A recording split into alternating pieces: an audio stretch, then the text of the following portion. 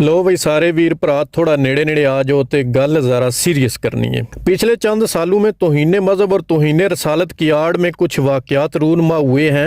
इनकी समरी कुछ यूं है। पेशावर यूनिवर्सिटी में कानून को हाथ में लेते हुए एक नौजवान को ये कहकर कत्ल कर दिया जाता है कि इसने तौहीन मजहब की है।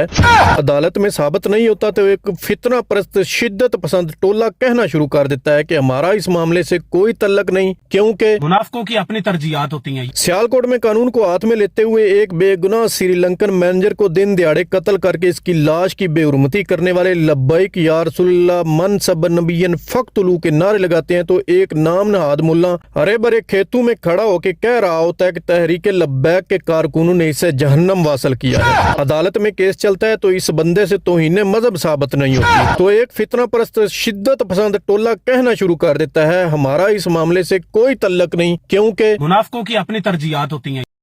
कानून को हाथ में लेकर एक बैंक मैनेजर का सीना गोलियों से छलनी करने वाला भी लब्बैक या रसूलुल्लाह के नारे लगाता है तो लोग इस दहशतगर्द की पीठ थपथपा रहे होते हैं। अदालत में तौहीन मजहब साबित नहीं होती तो एक फितना परस्त शिद्दत पसंद टोला कहना शुरू कर देता है हमारा इस मामले से कोई तल्लक नहीं, क्योंकि मुनाफिकों की अपनी तरजीहात होती हैं। दाता दरबार पर खताब के दौरान लब्बैक या रसूलुल्लाह के नारे लगाते हुए खतीब की जानब जूते फेंके जाते हैं तो एक फितना परस्त शिद्दत पसंद टोला कहना शुरू कर देता है हमारा इस मामले से कोई तल्लक नहीं, क्योंकि मुनाफिकों की अपनी तरजीहात होती हैं। सियालकोट में अहले तशी के जाकर को कानून को हाथ में लेकर गोली मार के मौत के घाट उतार दिया जाता है तो एक फितना परस्त शिद्दत पसंद टोला कहना शुरू कर देता है हमारा इस मामले से कोई तल्लक नहीं, क्योंकि मुनाफिकों की अपनी तरजीहात होती हैं। अब तक बयान किए गए तमाम के तमाम लोगों ने कानून को हाथ में लेकर किसी न किसी को कत्ल किया तो फितना परस्त टोले की लीडरशिप ने किसी न किसी तरह अपना हाथ हटा लिया।